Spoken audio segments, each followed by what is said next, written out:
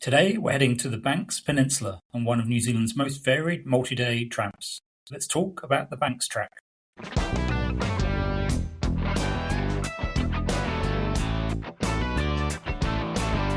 Kia ora and welcome to The Tramping Life, a podcast about hiking in Aotearoa, New Zealand, or as we call it here, tramping. I'm Chauncey, and in this episode I'll talk about a specific track or hut. I'll give an overview and share my experience, along with the highlights and some practical advice. The Banks Track is a privately owned and operated walking track on Banks Peninsula near Akaroa. Opened in 1989, it was New Zealand's first private walking track. It's a wonderful alternative to dock tracks for those looking for a few more facilities. It's also one of the best tramps I've done for seeing wildlife, including little blue penguins, New Zealand fur seals and native birds. The 31-kilometre tramp starts and finishes in Akaroa, with walkers transferred by shuttle to the starting point at Onuku Farm the night before starting the walk. There are three sections. Section 1, Onuku to Flea Bay, is 11 kilometres, taking 5 to 7 hours. Section 2, Flea Bay to Stony Bay, is 8k, which is 3 to 5 hours. And Section 3, Stony Bay to Akaroa, is 12 kilometres and 5 to 7 hours. There are 2-day and 3-day options to walk the track. The 2-day walkers combine sections 1 and 2 into a long first day. The track is open between October and April each year and crosses a mixture of farmland and reserve and includes regenerating native bush, coastal cliffs, marine reserves and volcanic ridgelines. It offers expansive views over Akaroa Harbour and across the ocean. There are 3 places to stay on the tramp, which are significantly more comfortable than a standard dock hut. These have mattresses, kitchens, hot showers, flush toilets, and at Stony Bay, an outside bath. Walkers on the 2-day option skip Flea Bay. Walkers on the 3-day classic walk can have their bags moved between accommodation, which is always a bonus. I walked the Banks Track in December a few years ago. Started off with a shuttle bus from Akaroa at 5:30, which took about 20 minutes to Onuku Farm, where there's a well-equipped hut with lovely views across the peninsula. The next day, it is immediately uphill, but I took a short detour to Lookout Rock for views of the mouth of Akaroa Harbour, looking out towards Timutumu Head. The track then continues uphill through farmland with a few sheep around before reaching Trig GG, which at 699 metres is the highest point on the track and was a good spot for lunch. Afterwards, it was a little bit stressful because I had a flying bug flew into my ear just before I put my headphones in, and then I couldn't get the bug out. It's quite unpleasant having something crawl inside your inner ear. Thankfully, after a few minutes, it found its way out naturally. Just down from the trig is a handy shelter, which marks the halfway point for the day. Further on, there's 1 kilometre of gravel road walking, which is a little bit dull, but there wasn't any traffic around. And then the track then heads through the stunning Tutakakai Reserve, which is a quite beautiful section of bush, which I loved walking through. Many of the trees had black plastic on them, which was a bit confused by, but I later found out that they are forest gecko mats. And the track runs alongside a delightful stream, which has 4 small waterfalls.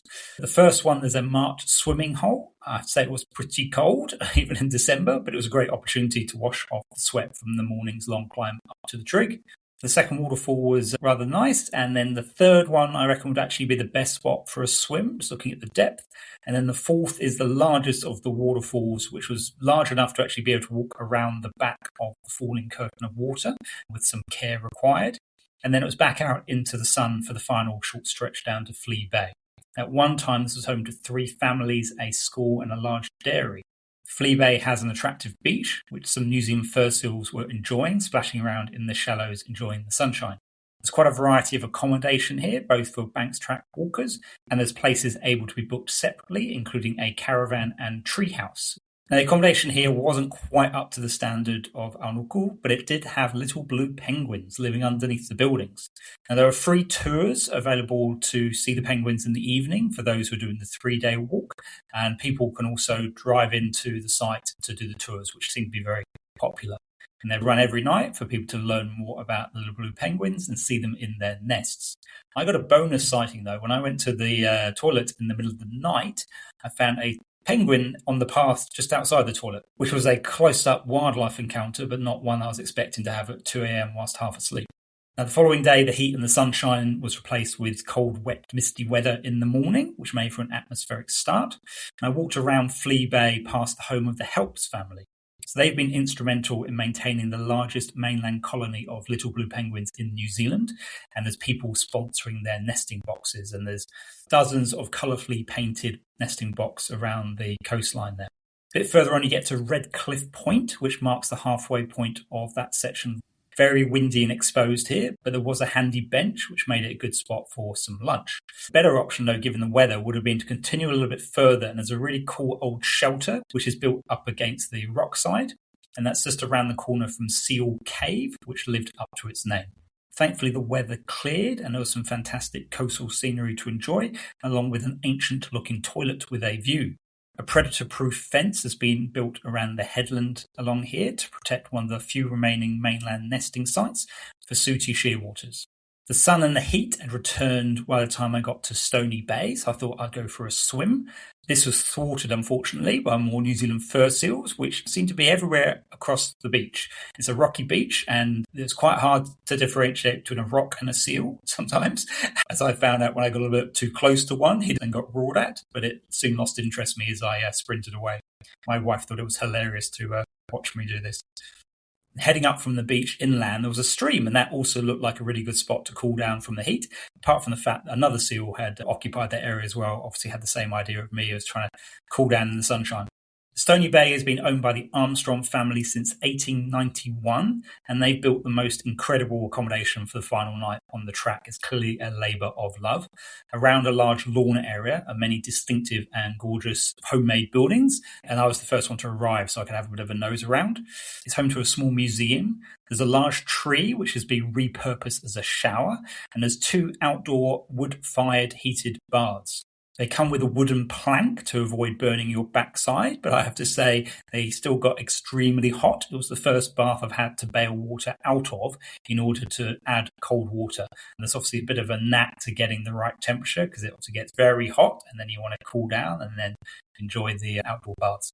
All the accommodation buildings there had mini kitchens and their own character. A possible added bonus was that there were little blue penguins nesting underneath most of them, which was great until I was woken up in the middle of the night by the sound of penguins feeding their young about a foot away from my head underneath the floorboards. The next day follows the Old Horse Track, which for decades was the only access to the bay before it enters Hinawai Reserve.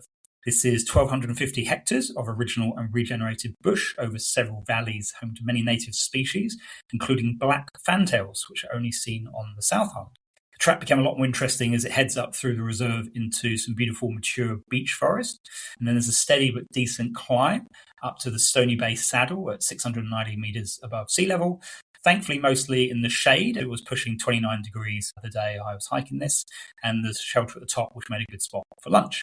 After that, it was all downhill back to Akaroa. You literally walk straight into town, and the track car park is about 20 minutes walk away from the waterfront. We're headed for a refreshing dip in the sea to finish the tramp. So highlights of the Banks track included the variety of scenery in a relatively short distance. The track moves from open farmland to native bush, along volcanic ridges and rugged coastline with near constant views.